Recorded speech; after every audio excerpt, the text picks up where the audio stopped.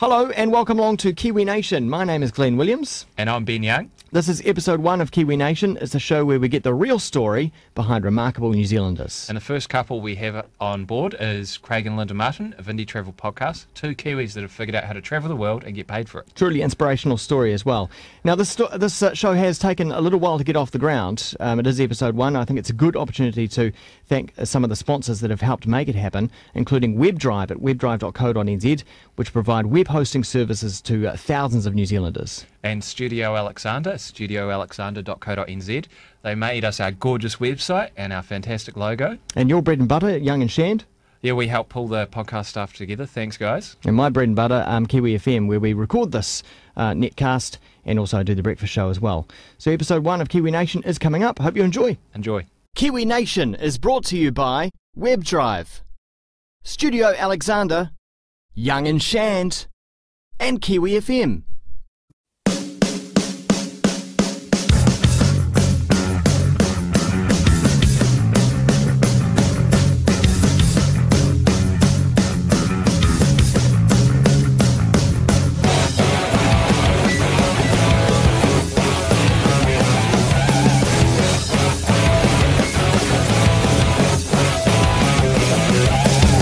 This week we're talking to the guys behind Indie Travel Podcast, Craig and Linda. Now, I met these guys a few weeks ago and I thought this is a Kiwi story we have to share. Really love what they're doing and they're doing really well. Mentioned in The Guardian just a few weeks ago. And their podcast was named Top Travel Podcast 2009, I believe. Yep. So without further ado, here's Craig and Linda. Hi guys. Hi. Thanks for coming on in and being part of the great experiment. No problem. That is Kiwi Nation. I was a bit worried when you said experiment and soundproof box at the same time, but no. We didn't blindfold you when we brought you in. They did spin us around 3 times. Yeah. That's all right. I did mention on Twitter that we might be doing this, so you guys and here's who I'm hanging out with, so follow the trail. Now, you guys are obviously Kiwis, but is New Zealand home? I mean, do you have a home? It's home this week, yeah. Yeah. Yep. Yeah. But next week could be somewhere else. Next week. Where are you literally next week? Next week we are going to Christchurch and we'll be there for just that's over overseas. A week. Yeah, that's over the Definitely. strait anyway. But then in 3 weeks from now we'll be in Chile. Yeah. Awesome. Yeah. And so, in February 2006, we left our Auckland homes and started traveling around the world. So I haven't really been counting how many countries we're in, but you know that whole bit of Europe? All of those ones. Yeah. And, Done? Yeah. Where else? A little bit of time in Asia, but this year we're really looking to spend some time in, America. 4 months in South America, a couple more months in Europe, and then down into Southeast Asia. Yeah. Cool. So So- We really like travelling. What exactly is the Indie Travel Podcast for those of you that aren't familiar with your wildly successful? all 6 billion and 5 of them. Indie Travel Podcast is our website we run at indietravelpodcast.com. Indie like indie band, indie rock, indie travel. INDIE? Yeah, that's the one. And so we run that. We started it after the first 6 months of our travels through Europe, where we had done everything wrong. There's nothing quite like boarding an overnight train from Sicily to Rome without having validated your ticket, then sitting down in first class when you've got a second class ticket on the day that university is about to restart again.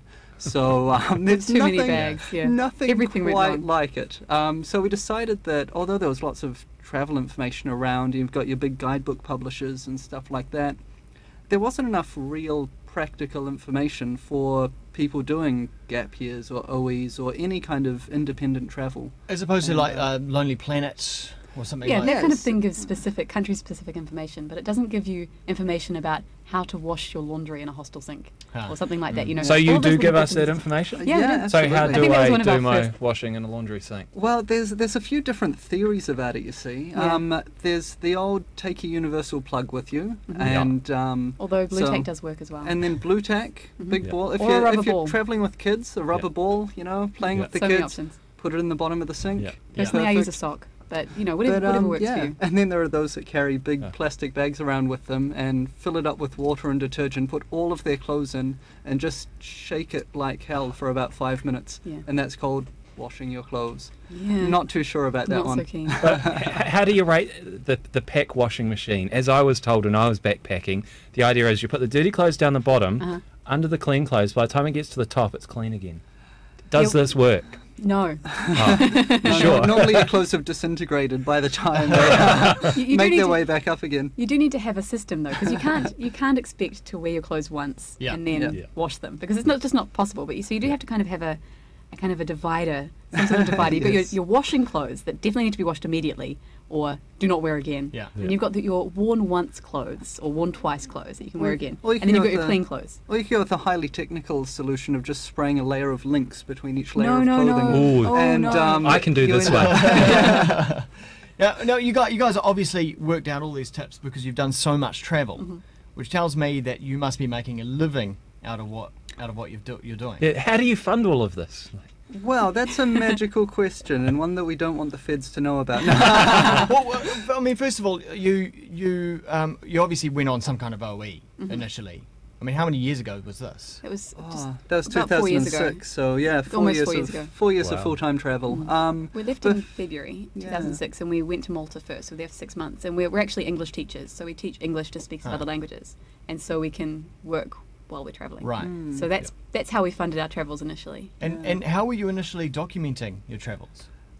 We had a blog, so we Yeah. were documenting it there. We just had our own personal blog, and that was quite good. That was good. That was for family and friends. And then when we kicked off the Indie Travel podcast, that was marketed at a much bigger audience. So we aimed to get above 10 readers. That was, rather than mum and dad. Yeah. But so now How many that's readers do you get? How many readers and downloads? I suspect it's more than 10. It is. It's Yeah. it's closer to about 20,000 audio and video downloads a month. Wow. Across the whole catalog. And I don't know. This month we started slow, but we've been picking up. So it'll be about 15,000 people coming to the website this month. How does that put you in the top 10 worldwide? Are you in the top 10? We are in the it's really tricky to measure it. So Lonely Planet named us the best travel podcast last year. So that was 50% public vote, 50% judges' decision Yeah, of excellent. their expert Yeah. panel. And then traffic-wise, in terms of independent travel blogs, you kind of look at stats like Alexa and Compete, which are flawed systems. What but about they iTunes? give you enough. iTunes, we're in the top 25 by download in New Zealand, Australia, America, Canada, the Wow. UK and Ireland. In the travel and places section, not, it's just not you across two? the board. It's really significant, isn't it? Yeah. I mean, that's not nothing to be scoffed at. Yeah, I mean, we're in there with programs like BBC and NPR and Disney. Disney, Disney has a lot. Wow. Disney and Disney fans just dominate the Oh, really? the section. podcast Yeah, we were really airwaves. surprised. We'd never listened to a Disney But- podcast before, but they're really popular. How and why did you get into audio? Well, we were thinking about just doing a blog. We were already doing our personal blog, and we Yeah. thought about just, writing the tips down. But one of our friends just said, "Oh, don't do that. Everyone does that. Why don't you do a podcast instead?" And we were listening to podcasts at that point because we had an iPod, but we hadn't really considered it. Yeah. And we just thought, oh yeah, why not? Sure, that sounds good. So we started recording off a 12-inch PowerBook, which we still use to produce all of the shows, but we've improved our mic quality a bit Yeah. because as the laptop gets older, the fan gets louder, and so there were a few months there where no one could hear us over the static of the fan whirring on the laptop. Yeah, which is how a lot of podcasters kind of start at that. Yeah, at I mean that level, don't they? it's uber low budget. I mean anyone What with kind a of budget laptop is and- this?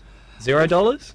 It's about $0. Yeah. I thought so. We there's no great marketing budget. Like it's all organic. We're fueling it through search engines, through Twitter, through Facebook's beginning to grow for us, and social media traffic, and the ye old Google juice. Do Excellent. you have a format that you stick by for each podcast? Yes and More or no. less, We started off with just a 5-minute show because we wanted to be very tip-based. Quite a lot of podcasts have a lot of padding at the beginning and end, and we didn't really want to do that. So And who'd want to listen to a podcast where people are just waffling on and talking and asking questions? Yeah, yeah. You know, Yeah. like You're going to be, you obviously want to be engaging and interesting. right. Yeah.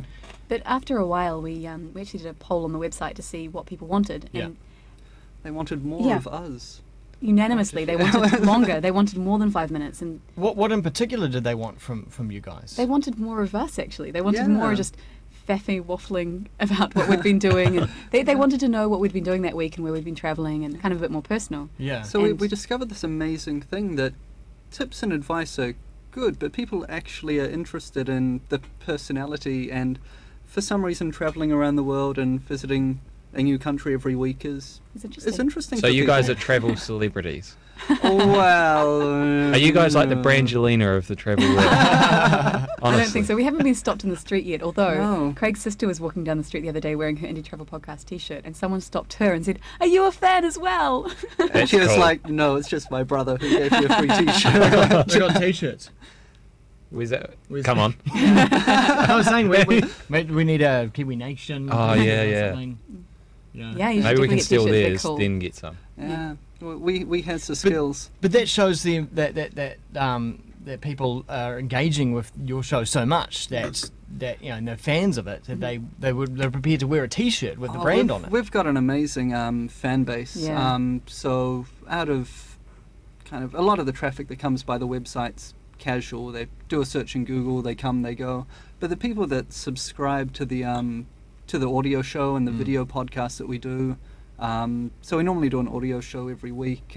We do about 30 to 40 videos a year and kind of set blocks. They're just amazing. We said the other day we needed some help running the site because it was taking a lot of time, and we're working other jobs to keep us kind of half funded and trying to get the website to make some money. And we just said, hey, we need some help, and we had a dozen people come in and say, I can do editing for you, I'll find photos for you, I can write articles for you. It was just this amazing, people are now giving us 5 to 10 hours a week for amazing. Really? for free. Yeah, Yeah. it was an Oh, it's really overwhelming cool. That's response. incredible. We were Yeah. sitting there going, here's another one. Do we have find work for something them? to do? What can we, Yeah. what can I do? Apparently we do. It was unbelievable, and I mean, I'm because taking a look at the website itself now, the podcast is obviously was the main initial starter for it, but I mean, it looks like it's expanded. Yeah. To I something guess, much, much yeah. bigger than that. I guess the evolution of the site in 2006, we kicked things off with The 5-minute possibly podcast. the worst produced 3 to 5 minutes of internet radio ever made. Yeah. You can only And go then- up from there. I Well, know, that's right, that yeah. was the plan. You know. And I remember that those few minutes took me about 5 hours to edit. Yeah. After we had done like 20 takes, it's like, we're never doing this again. It's Yeah. one take. Yeah. Yeah. And so it was, that scared us for a couple of months. So it wasn't This until is gonna be what February it's gonna 2007 that we actually started doing regular shows. And 2007 it started. 2008 we introduced video. We got other people to start writing for us. And Well, actually, people started offering to write for us. I think Yeah. we weren't even going to do articles on the site, but people kept saying, "Hey, can we write for you?" And we're like, Yeah. "Oh, well, sure, okay, fine." yeah, and Yeah. so So- that pushed that. And then last year was we launched a print magazine and an online magazine, which is the Yeah. Indie Travel Podcast magazine. It's Yeah, really, that's really it. good. Mm. I've Shall I, given it to a few of my hardcore travel mates, and they got their stamp of approval. And if you can impress them, I should be listening. So that was 2009 and 2010. Hopefully, if we can make things work out, we'll be moving into the iPhone store and into the iPad, which was Yeah, we Yeah. just the great. announced this week. Yeah. Tell us about that. I mean, does that mean you need some kind of application, a specific indie travel Yeah. application? Yeah, That's the and idea. exactly where we go with that, we don't know. There's a dearth of good travel guides in the App Store. A lot of them are repurposed wiki content from Wiki Travel and Wikipedia. It's like, let's pull that information and then run That's it, useful, turn it but into it's an just- app. Yeah. I'm not paying $5 for Wikipedia. Yeah. But there's companies like travelfish.org which are just beginning to release their iPhone apps for got Southeast some Asia, cool and things. they are brilliant. So Excellent. hopefully we can do something that's high quality, that's got our normal extremely anal kind of production values, and looks beautiful, smells beautiful, and people will pay for. So, do you get sponsorships on the podcast? Like, do you get advertising on the website? What are the main ways that you guys are kind of funding your travels at the moment? That's kind of what we're trying to do. Like June last year, 2009, we formed a company around the website, and since then we've been trying to make some money. So we've been getting sponsors on board, and we've had some good sponsors over the last couple of months. All of our sponsors are people we use and love. So, for example, World Nomads is one of our sponsors, and we've used them for travel insurance before. So it works in really well, because actually we're talking to one of our listeners once, and she said, "Oh, it was so great that you advertised World Nomads, because I'd never heard of them, and they were perfect for me." And so it's actually good. And what format do those ads actually take? I mean, are they pre-produced ads that you insert into the podcast itself? Yeah, we've tried a few different things, and we've tried having other sponsors recording things and giving them to us, but we had a really quite a not bad reaction, but a very blah kind of reaction to that. And new research which just came out today actually backed up our personal experience. So we work with sponsors to create a script, and we read that as part of the show. Right. And we make sure we've got the freedom to talk around it as well. So if occasionally there's something topical that's come up during the week, either for us or in the news, and we can tie it into that and really connect it. So it's only sponsors that are actually helpful to your readers, though, isn't it? That's right. I mean, we don't want to kind of sell out and be the indie travel podcast, sponsored by. Sponsored by an airline or something. Like an airline would probably be all right. If it was an airline you liked. If it was an airline you liked, I mean, probably. I mean, I'm just thinking about Ryanair. If Ryanair offered to sponsor us, I don't know. I mean, we use Ryanair all the time, but we do kind of bitch about them a fair bit. So what do you guys think of Air New Zealand, our homegrown airline being, was it? They just won an award. Yeah, was it that's right. most superior or top airline worldwide? Air New Zealand is pretty good. How do you guys think they rate on your experience? Expensive? No. No, they're good. I mean, and the last time we flew with them was just last year. We went to Tonga, and we really liked it. I like that the hosties are always really friendly. They are amongst which makes a big difference. The friendliest. I mean, the food and drink is world class. Fantastic. I love having a wine list in economy class. I mean, that's can I have a white wine? Sure. Would you like Sauvignon Blanc or Chardonnay? Yeah. Wow. Imagine that. And it's a busy flight, so here, do you want 2 or 3? Just don't buzz me. That's better. The days when they could give you a full 750ml bottle are obviously gone, but a handful of little bottles, that'll do the trick. That did add up to 750 ml. What do you make of what Air New Zealand recently announced with their new Sky? Seats. Yeah, the snuggle seat, the Sky Couch. Very exciting. Apparently they're a little bit too short for us, so I don't think it'll work because we're rather tall. We're speaking with Globetrav, a Kiwi who's done over 7 million miles in frequent flyer points yesterday, and he was at the announcement, and we were kind of talking with him about it, and he said the models in the photo on the Herald were pretty short. They do look exciting. The midget couch. So, Is that the midget couch or something? No, it's just three seats, and you know how long it's it's. not. I mean, it's not super long. Where I think it's going to be awesome is for families, maybe a parent flying with 1 or 2 toddlers, and definitely. they can book out the 3 seats for a couple of hundred bucks more, and they can sit in the aisle and pull up the footrest to make 2 of the seats into couches, and there's like this built-in playpen.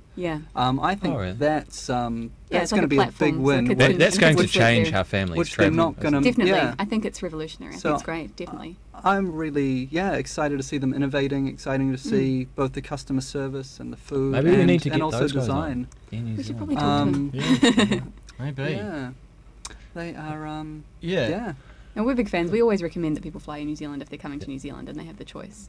Excellent. Yeah.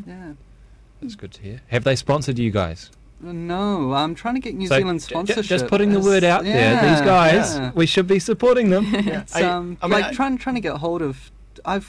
For example, I've got a media company. I think it's in Denmark, contacting me, asking me if I'll put Tourism New Zealand's videos on our website, and I'm going. I've emailed them twice in the last few months. Maybe. I've got American listeners going, if I see one more freaking photo of Queensland, I'm going to kill... Queenstown. I'm going to flip out. Why don't they hire you guys to produce an independent series? I'm like, that's a good question. I've asked them that myself, actually. So I guess it's that New Zealand thing, whereas to look successful, you've got to use foreign companies. And here's us, the little Kiwi company, getting international contracts, but struggling to do things in New Zealand. What can Kiwi companies do to support you guys? Like, what can you offer them that they can help you with in terms of sponsorship or funding or? Yeah, well, I mean, we've got audio and video shows that need sponsorship. We've got New Zealand content creation on the website that could be sponsored with advertising banners. We create custom content for people, so you could go, come and see us for a couple of weeks and we'll give you this to produce this. So we've got the ability, the expertise to make very good internet-ready material, audio, video, writing. So content creation, or we'll give you access to our audience of tens of thousands of international people interested in travelling. So yeah, but I don't know, New Zealand's a bit scared, not scared, but a bit behind on social media. We're getting there, we're catching up. We are. But I guess the reason why we're concentrating so much on this revenue stream that you guys have been able to open up for yourselves is because it is such a new and brave area, really, I suppose, and it's enabled to you guys to follow your passion, which is obviously travel. And ultimately, I think that's what most people want to do, is to be able to do their passion for a living. Yeah, it's like the 0-hour work week idea that's been strung off Tim Ferriss's 4-hour work week. You don't end up working, you end up doing stuff you love, and that funds you. You know, we might make a multi-million-dollar media company out of this, but if it, if it's 5 figures and it funds us to travel around the world forever, that would be fine. But can you remember the actual point where it went from this is our hobby, going for traveling around, to actually like, we could do this for a living. We could sustain ourselves. It was. We're still waiting on that point. No, but the tipping point, I guess, was when we were in Perth. When was the spark? Where you were like, there was a spark. We could keep doing this. We've always said it's a hobby with a business plan. When we started it off, if we were successful, if we did build it and people came, then there was always a potential to turn it into a business. And I'd say it was when we were in Perth. Definitely, the end of 2008. Yes, we were living in Perth, and that was when we first got some sponsorship. And so we just put the ads at the beginning of the show. And we thought if we could get sponsorship for every show, then that would go a long way towards funding our travel. I mean, we'd like to make money off it, obviously, but I think we just wanted to fund what we'd love to do, which is to travel. Is it currently doing that? Not quite. No, I mean, we've managed to make enough this year to pay for our tickets, and we've got a bit in the bank to pay for a bit of it. But so, I mean, in the last 6 months, we've come out, I guess we've bought tickets from Auckland to Chile, Buenos Aires to London, London to Ho Chi Minh City, Kuala Lumpur, then Ho Chi Minh City. So that was kind of $6,000 there. Travel insurance is paid for. But we're really scraping now to have enough money day to day to travel. And so it's 50-50, but it's increasing month after month after month. And it's growing, definitely, so that's good. This also helps with good content, though. It would be boring if you were travelling with all the money in the world. Well, that's right. I mean, we've always been independent travel, and we're very big on travelling on a low budget. I mean, we don't always do budget. It's doing things locally. It's doing using local companies, looking at.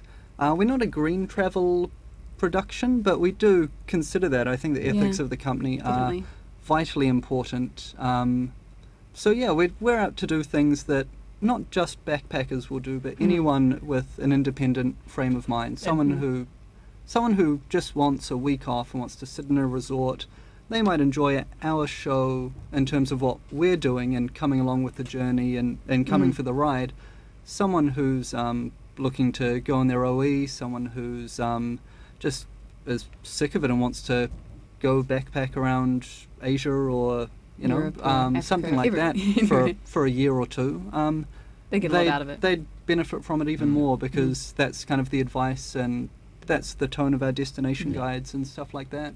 And so I guess that really comes down to the crux of it as well, is that that the travel you're talking about, the travel you're doing, it meets your expectations. You know, this isn't travel for the rich and famous. No, I mean, we're not just throwing money at things. We're not just going to resorts, and we don't like that anyway because it's not local.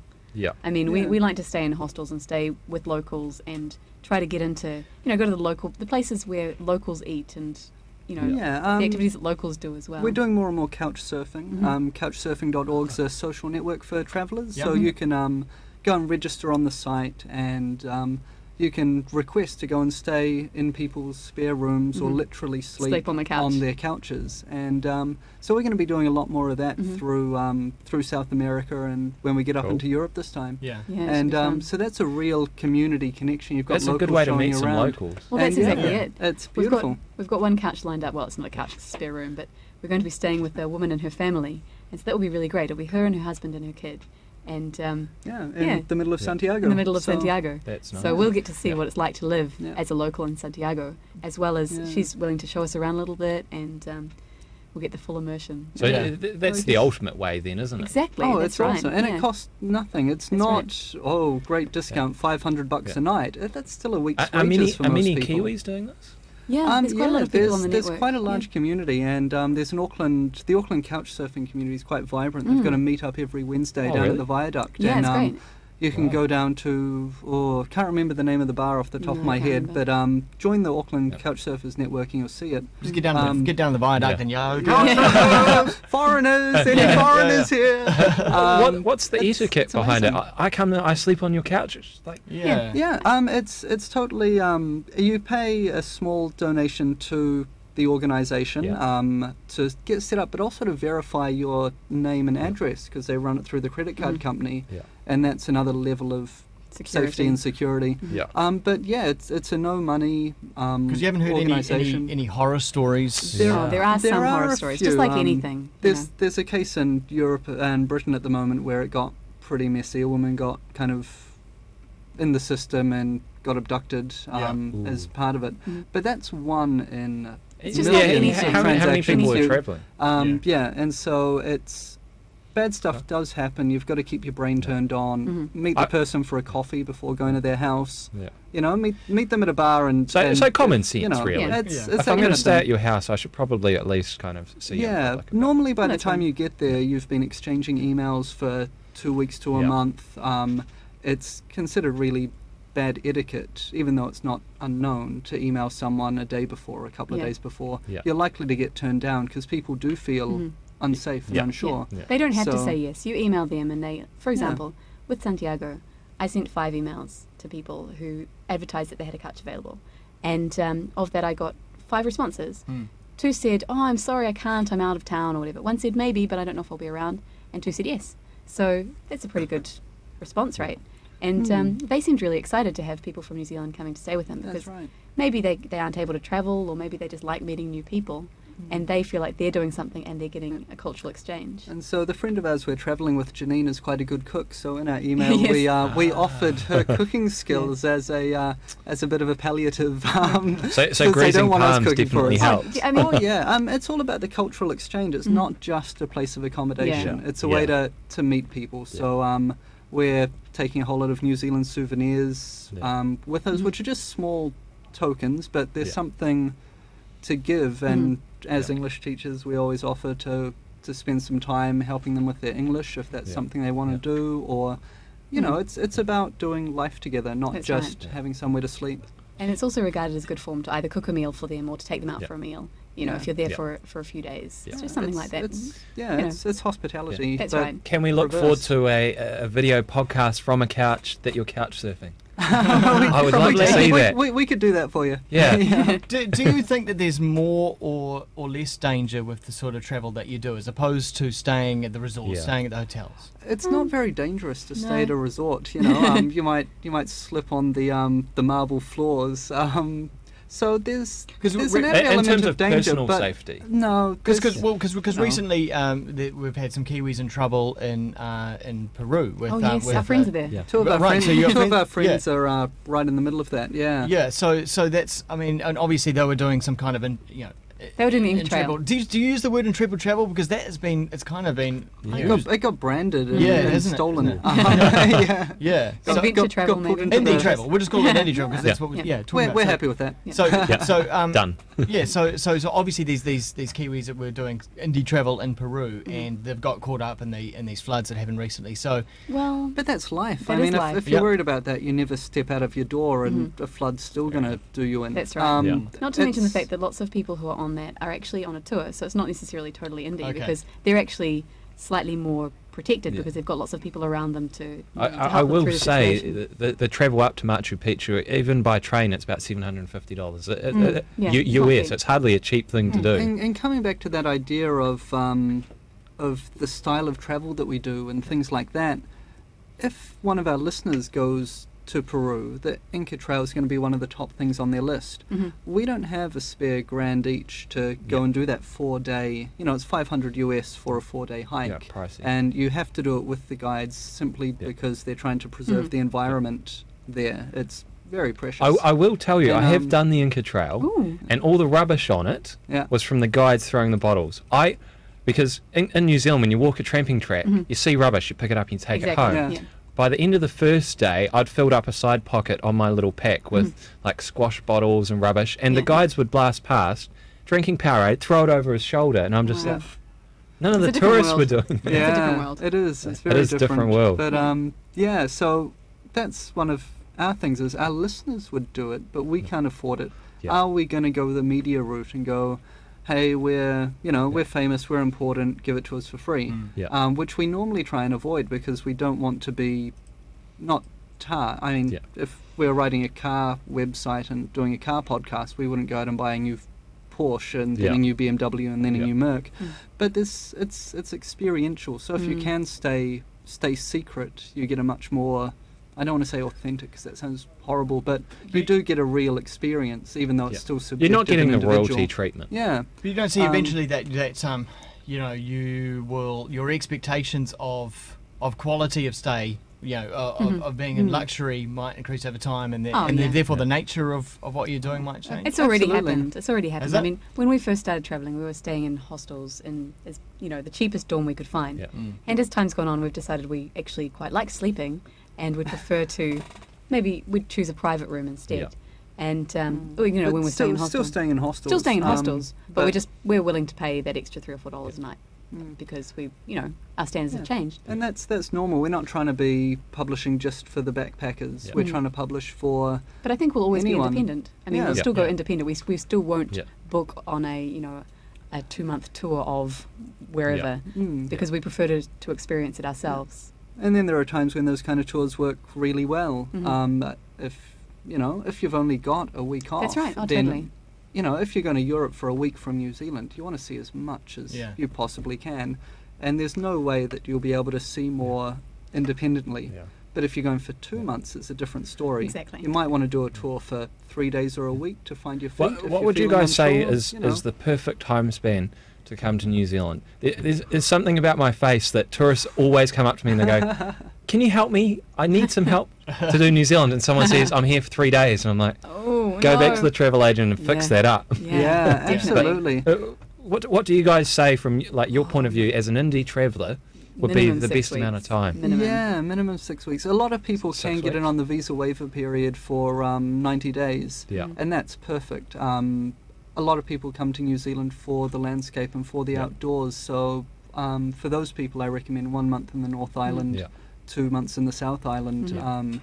Get one of the little kind of converter vans rather than a camper wagon. You can sleep in a van or a people mover that's been converted. But you can also drive like a normal person instead of kind of wobbling this big tourist tank around the roads. And so I think that's really the best way to do it, Indy, or come in, go to the backpacker car fair and buy something that's going to keep you alive and buy a $100 tent. A backpacker car fair? Yeah, absolutely. Tell us about that. It's a bit underground, but it's based in Auckland Central. I don't know where it is right now because I believe it's moved since we were last there a few years ago. And it's just a place where backpackers come together and sell their beat-up wagons for whatever they can get before they leave the country. And of course, you can use Trade Me or Gumtree to find something as well. Yeah, that's right. But if you're here for 3 months, you may as well buy a vehicle and buy a $100 tent and a couple of sleeping bags from the warehouse, and you're good to go. It's $7.50 a night at all the dock camps. Oh yeah, we love dock. Oh my goodness. It was one thing I find with travellers to New Zealand. Sometimes they get trapped in only socialising with other backpackers. Oh yeah. And that's going to happen everywhere because, especially where there's language differences. But even when there's not, these are people that are in a similar kind of mindset as you. They want to go and see the same places and do the same things. And they're having a very different experience to someone who goes to work 9 to 5. Exactly. So it can be hard to relate when you're passing through maybe 15 countries in 12 months on a round-the-world ticket. It can be really hard to relate to someone who goes to work 9 to 5 for 45 weeks a year. And so there is a backpacker ghetto, I guess, but it makes sense. It's just the way things work. It'll always happen. Yeah. Interesting. So, what would be? I'm just quite intrigued with the level of travel that you've done. What would be kind of the best experience you've had whilst travelling, and what would kind of be the most scariest? Oh, the scariest. Okay. That's easy for you. Let's talk about the best. yeah. Let's start on a good note. Yeah, that's right. The best would be walking the Camino de Santiago in northern Spain, which, oh my goodness, I still feel homesick for it because we lived and breathed this walk for over a month. You start wherever you like. Kind of the traditional point is in the Pyrenees in France, but we started in Pamplona, which is about 60 kilometres. No, it's not very far. 60 to 100 k's in. Yeah, we didn't think we'd have time to start there, but it was actually quite good that we started there because the Pyrenees were covered in snow at the time. Yeah. So we did it in March 2008. Yeah. So it's an old pilgrimage walk. So it's been done pre-Christianity, and you walk basically to the end of the world, to Finisterre, which is a Spanish town on the coast. First you have to get to Santiago, which is the traditional end point, but you can keep going to the end of the world. Well, yeah, I mean, the traditional end point's Finisterre. That was the pagan pilgrimage. And then a 13th century PR campaign by the Catholic Church made it Santiago. Well, made Santiago, which is St. James. And it was a rallying point for kicking the Moors back to North Africa and the Christian reclamation of Spain. Yeah. So it's deep in history and mysticism, and there's just an amazing trail community, You stay in refugios, which are custom-built hostels, or you stay in church halls, or sometimes we're even staying in the belfry of churches. Yeah, it was amazing. And everyone's walking it for different reasons, some for sport and fitness, others for spiritual reasons, and you get to the end of 20 to 40 k's walking in a day, and some of the people will have walked faster than you or slower than you. So every couple of nights you're meeting up with people, and it's just this beautiful How did you feel at the community. End? Did you feel bummed out that it had finished, or that you were relieved that it had finished? It was a real mix of emotions, actually. We got to Santiago and it was exciting and great, and we met up with some of our friends from along the way because, you might see them every couple of nights, but you wouldn't see them every day. And we just had this great time, and then we decided to keep walking, and we decided to walk to Finisterre, which is another 3 days. And that was hard because we'd kind of finished the walk. Yeah. But when we strapped our packs back on and so I think that might have been a mistake in hindsight, but it was still good. But then when we went to Finisterre and then went to Mujia, which is another traditional endpoint, and then we got on the bus to go back to Santiago, and we just felt really strange. Like, what are we doing on a vehicle? We were moving so quickly. Yeah. It's like you go from 40 k's an hour to 4 k's an hour to 40 k's an hour. It was amazing. That's a big change. The world was flying past. It was amazing. It was I think we felt really satisfied for having done it, but sad that it was over. It was definitely a mix of emotions. One of our worst times would be in Bucharest in Bulgaria. Do we have to talk about it? Go on. It was a bad time. We bad. got off the plane tired and exhausted early in the morning. We hadn't slept for quite a while thanks to the flight time and things like that, and caught a bus into town, got picked up by a con artist, got conned out of a couple of Far €100, too much money, was just terrible, and we just felt. Did he say he was going to take you some place? Yeah, he convinced us to. He convinced us that there'd been a murder in our hostel that we were staying at, and it was run by the mafia. It was run by the mafia, and we just got really scared. And I was kind of tired and disoriented, and he was so friendly. Horrible. You're not in your best mental exactly. No, and so it was your typical. It was the worst mistake you could make. It's you read about it on the forums and the guidebooks day after day. Yeah, it was just a mistake on our part. We did, and I mean, when you're travelling for 3 years, something like this is going to happen. And that's not too bad though. Like, sure, you've lost some money, but you're both safe. We were safe. We weren't ever in any danger. But how did that make you feel? Because were you more angry at him, or angry at yourselves? We were just gutted and desponded. We hid ourselves away in the hostel for the 3 days that we were in Bucharest. It's not the nicest city anyway. Because the main tourist attraction is the 60,000 wild dogs that run the street. Because I haven't done that much travel, but I've been to the States, and the most sort of conned I've been, I was hustled on Venice Beach. A dude sold me his CD for $25. I never want it, but that's the worst that I've ever had. But I can imagine that it can be a little bit worrying. Stink. I just felt stink. I felt really disappointed in myself for letting myself be convinced by him. Because I mean, he was bad word. But I mean, that's okay. I understand that there are people like that in the world. But I was more disappointed in myself by letting myself be convinced by him, because you lose confidence in your ability to judge people and judge situations, and that's where it really robs you. But actually, at the end of it, I mean, we met some nice people in our hostels, and we ended up travelling with them for a while, and they really helped us through it, because they, it was like that travelling community. They took us out, and we had a good time with them, and we travelled up to brush off together, and I think that really helped, just meeting some people and getting back on our feet again. So that was probably the low point, and I guess 3.5-4 years of full-time travel, that's acceptable. That's all right, I mean, you guys have done quite well. Yeah, I think so. I mean, I don't like to ever talk about Bucharest, and can we move on? But, but some of these places are painted in such a bad light in other forms of media. I mean, it's a great program, but Ross Kemp on gangs, I don't know if you've ever come across that, but he deliberately goes to some of these far off places and goes out and searches the bad people. Wow, and so you can get this impression that things are far more dangerous than what they actually are. It's not as dangerous as people think. Because that's you like hear a slanted view of things, don't you? Yeah. I was going to say, that's like showing a 15-year-old exchange student a copy of Once Were Warriors. And that's New Zealand, right? Exactly. Aren't you glad you're coming to live in Auckland? I mean, it's... It's skewed. It is one side of the coin. I'm sure it sells the show. I'm sure it gets ratings, but it's not the location any more than the portrayal of people in Once Were Warriors is a portrayal of Auckland. Exactly. It's a part of it, but it's not one that most tourists would see. What's the reaction you normally get when someone asks, "What do you do?" and you say, "Well, we do indie travel and we do this podcast." And I normally say we don't do much because people go blank. They go, what? Particularly about the podcast bit? Podcast, people don't understand what a podcast is. So how do you explain a podcast? So that people understand. Well, I'd say a podcast is like a radio show, but it's pre-recorded and published on the internet. And you can download it whenever you want. For free from iTunes. It's as soon as they hear iTunes, they go credit card. Yeah. And so we've been working on our little language because quite often you'll say something and people go, say what? iPod. That's How do you make money? iPod. iPod. Yeah. Well, I was talking to someone about it. I said internet magic. Yeah. I said that I published like a radio show that you could download. And they're like, oh, what day? I'm like, well, we usually record it on Fridays. They're like, okay, so what day when can I listen to it? I'm like, every day.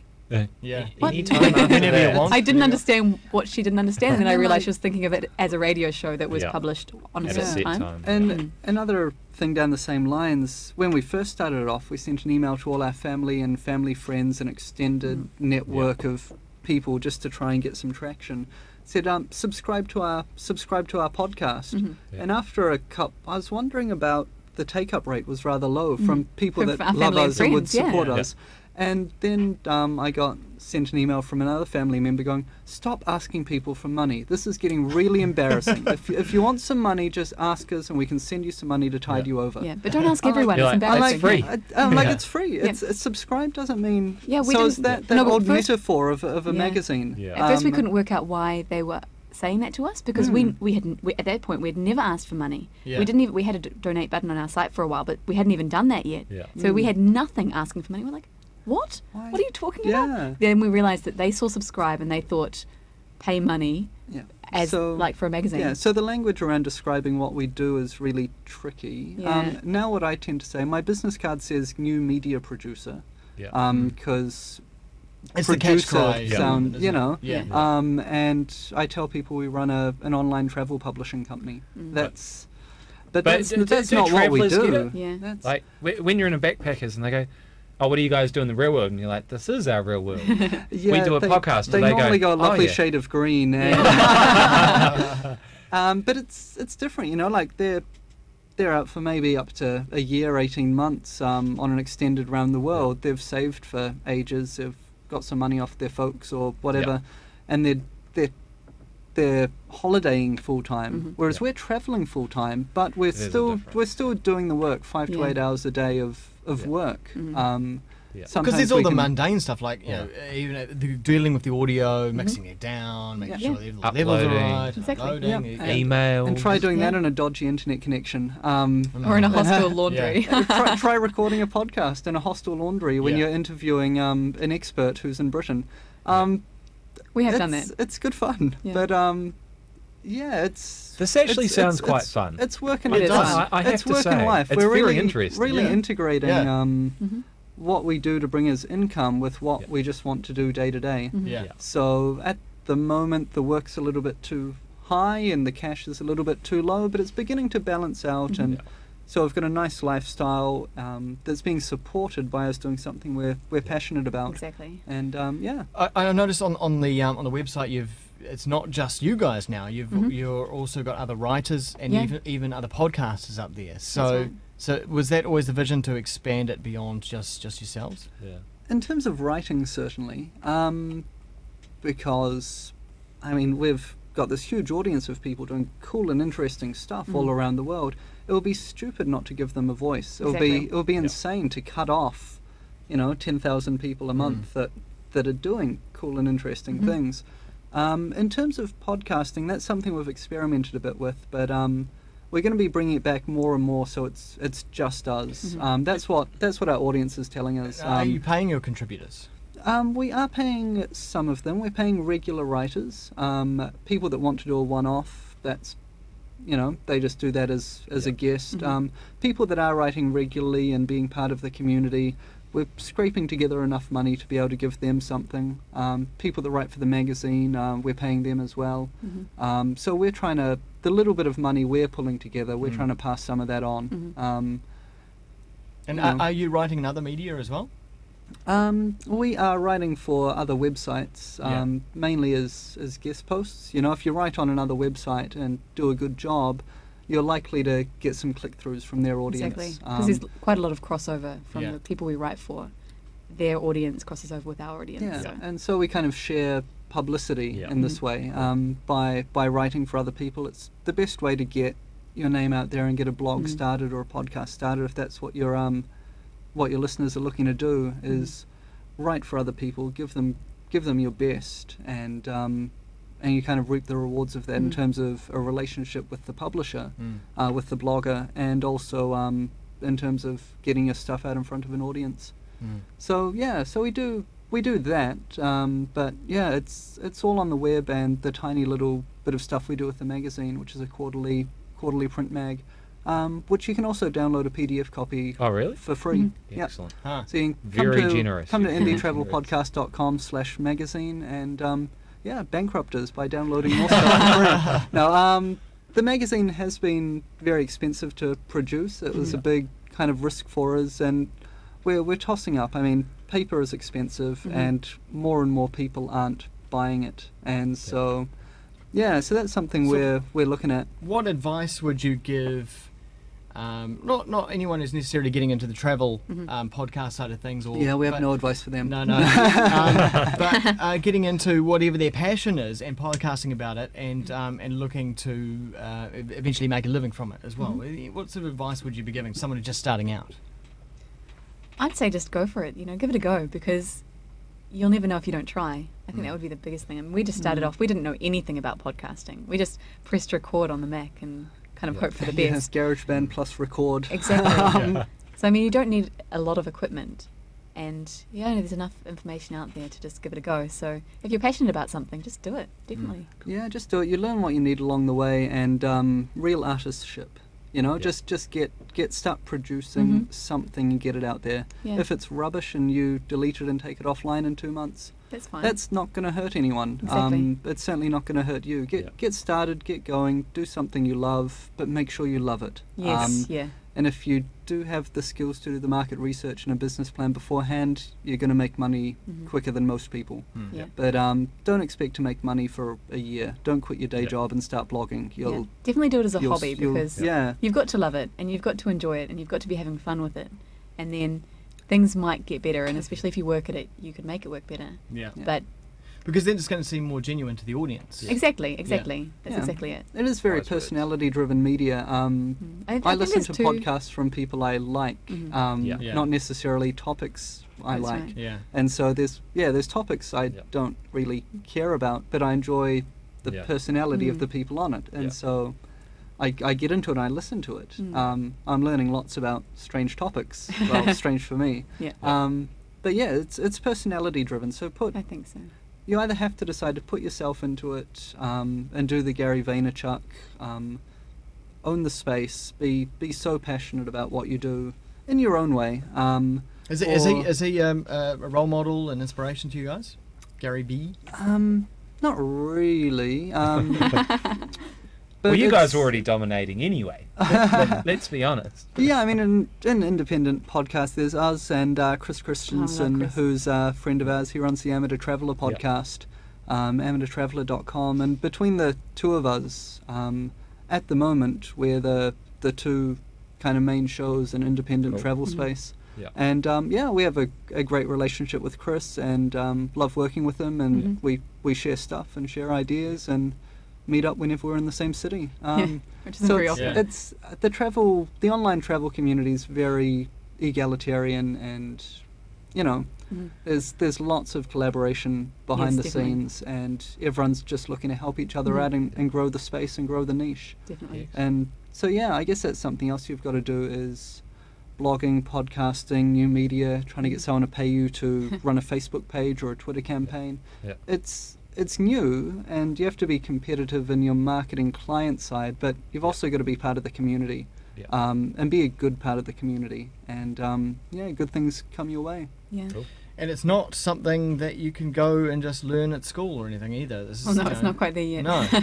No. It's true. Hopefully in media studies it'll start coming in, because it is becoming quite a major part of the media. I mean, I did film, TV and media studies at Auckland University, and I'm using a lot of that way of thinking in terms of audience interaction, and things like audience studies and those kind of theoretical pie in the sky ideas are being practically applied to the show, not in a very scientific way, but just in the way that shaped our thinking around how to do things. Production and audience. Wow. Shall we wrap it up? Wrap it up, I reckon. Cool. Well, thank you, Craig and Linda, for coming on. Thank you very much. It's been quite inspiring, and the reason we wanted to get you on is because you guys really are leaders in this space, and you're really kind of putting the Kiwi name out there and as doing really well in the travel space, and I think what you're doing is really cool, and I think we both look forward to hearing what you guys are and up definitely to next. inspired. Cool. Well, do you guys have a sneak in the suitcase kind of option, or for just 50,000 New Zealand dollars PST, you can carry my bags. My bags are 12 litres, so I don't think you'll fit. But I guess you can find us at indietravelpodcast.com. We're on Twitter, twitter.com/indietravel, facebook.com/indietravel.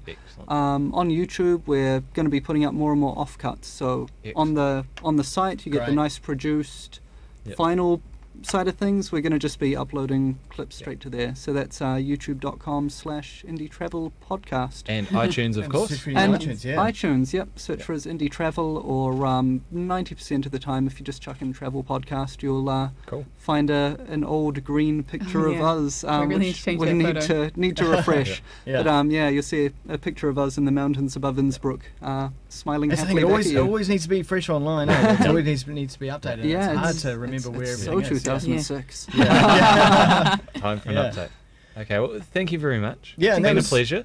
There was two New Zealanders that we thought everyone should know about. Yeah. That you may or may not know about, but now you know a little bit more about. It's a privilege. I think it's one way of saying it. And good luck, guys, with getting the show off the Cool. ground. yeah. Thanks a lot. Yeah, that's the first episode of KiwiNation. Done. We'll be back same time, same place, next week with some more New Zealanders that we think you should know about. So, if you have anyone that you think should be on the show, send us an email because we'd love to have them on. There are so many Kiwis out there that we definitely need to talk to, but they're kind of hiding. We can coerce a story out of them. So hit us up at kiwination.co.nz. Yeah. And perhaps on Twitter. Yeah. My Twitter is twitter.com/Bwaggy, BWAGY, or if you just Google Ben Young in New Zealand, I'm usually in the top few results. And mine's twitter.com/Radio Wemo. Excellent. I'm Glenn Williams. I'm Ben Young. Cheers. That's it. See you all. Thanks.